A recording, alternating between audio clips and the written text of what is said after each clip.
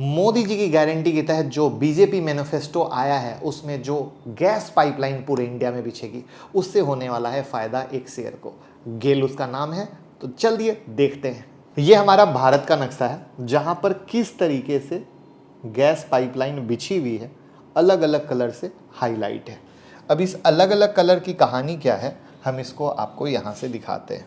अब यहां पर ये जो गेल है ये आपका लिस्टेड है, ये रिलायंस जो गैस है ये लिस्टेड नहीं है, जीएसपीएल लिस्टेड है, ये पीएनजी जो है पंजाब की एक गवर्नमेंट बॉडी है जो लिस्टेड नहीं है, आईओसीएल लिस्टेड है, जीजीसीएल लिस्टेड है, और वहीं पर बहुत सारे एग्जिस्टिंग एलएनजी टर्मिनल भी हैं और प्रपोज्ड एलएनजी टर्मिनल भी हैं।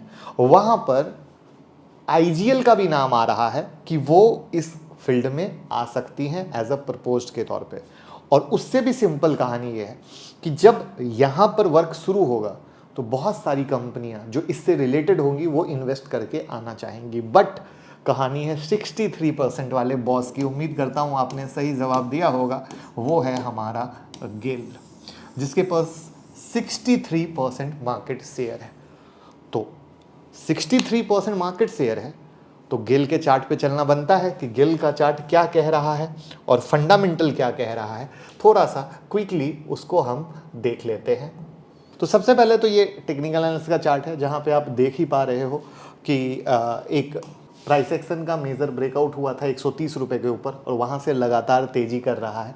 वहीं पर अगर इसके वीकली चार्ट पे भी आए तो वीकली चार्ट पे एक तेजी के बाद स्टॉक यहाँ पर स्टक हुआ था और फिर ब्रेकआउट देकर तेजी कर रहा है। अब इसके हम डे टाइम फ्रेम पे आए तो डे टाइम फ्रेम पे आपको हम और प्राइस एक्शन दिखाते हैं कि गेल का चार्ट क्या कह रहा है। तो गेल के चार्ट में यहाँ से ब्रेकआउट हुआ था, ये तेजी हुई थी, वापस से रीटेस्ट किया और रीटेस्ट करके ऊपर गया।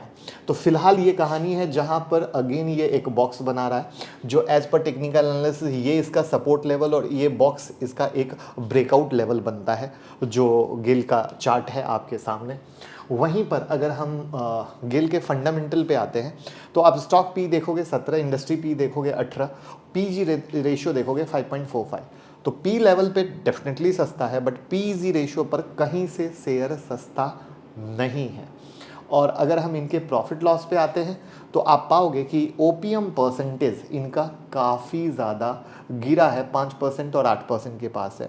वहाँ पर एक सरप्राइजिंग एलिमेंट है मेरे लिए पर्सनली जो मैंने ही आपको सिखाया था कि ओपीएम परसेंटेज जब गिरता है तो शेयर में गिरावट आती है, बट यहाँ शेयर में गिरावट नहीं है।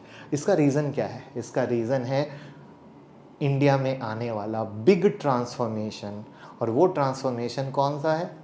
नेचुरल गैस, जहाँ पर पाइपलाइन बिछेगी।